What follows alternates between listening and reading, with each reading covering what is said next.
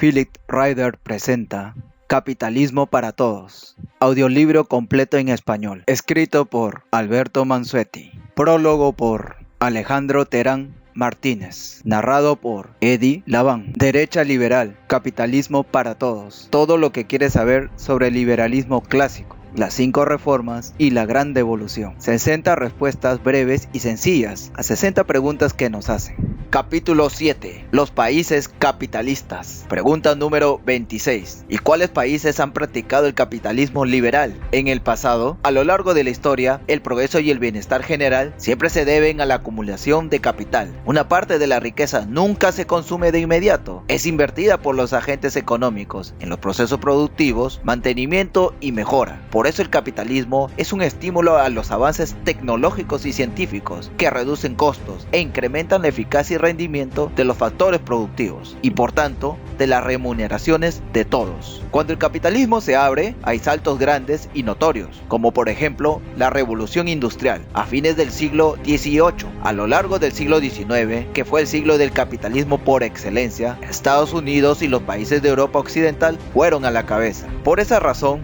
esos países aún siguen siendo ricos, a pesar que desde 1917 el socialismo hizo y sigue haciendo estragos en el mundo. Pregunta número 27. ¿Y en el siglo XX el capitalismo abierto plenamente al 100% no se aplicó nunca? Porque los empresarios establecidos siempre caen en las tentaciones del mercantilismo y encuentran políticos estatistas que les fascina complacerles a cambio de dinero o favores en especies. No se crea suficiente riqueza y hay abusos de todo tipo que dan pretexto a las izquierdas para ganar más poder, influencia y votos. Y no hay partidos de derecha liberal para explicar las realidades con suficiente peso y tamaño como para ganar influencia, equilibrando la balanza política, la cual siempre es un forcejeo entre izquierdas y derechas, o solo entre izquierdas. La gente tiene que votar por lo que hay, y lo que hay son puros partidos de izquierda y algunos de derecha mala. Por ley del péndulo, cuando la gente se cansa de las izquierdas, vota por la derecha mala, y eso es todo lo que se ve y hay en la escena.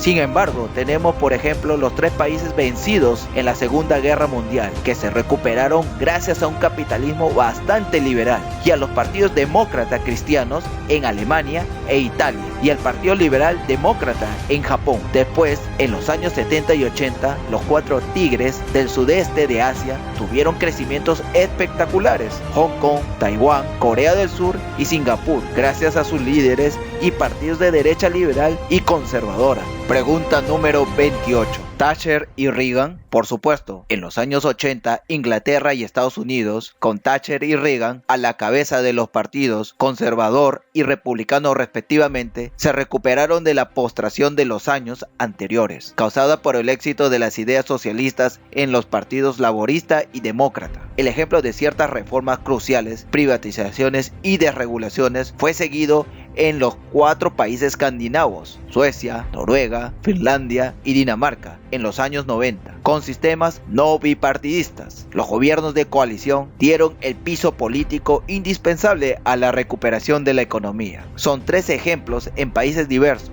Muestran que los regímenes políticos autoritarios no son requisito indispensable para reformas de libre mercado, como falsamente dicen las izquierdas. Pregunta número 29. ¿Y ahora cuál países son capitalistas? El capitalismo se mudó una vez del Mediterráneo al Atlántico y ahora se mudó al Pacífico. En China, los viejos comunistas opusieron resistencia. Por eso, con Deng Xiaoping, 1904 a 1997, se comenzó por la introducción del capitalismo poco a poco, mediante un gradualismo territorial, por ciudades y zonas especiales, empezando en el sur del país. Reformas todas a la vez, en los sectores claves de la economía, la educación y la sociedad, pero por regiones geográficas. Esta política se opone al gradualismo sectorial. Unas reformas primero en sectores escogidos, por ejemplo, agricultura, industria, servicios, educación o centros médicos, y otros sectores se dejan para futuro. Han funcionado raramente porque los neoliberales siempre prometen reformas microeconómicas para después de las macroeconómicas, pero nunca llegan. También prometen reformas de segunda y tercera generación y más o menos en la buena dirección, pero nunca llegan. No confundir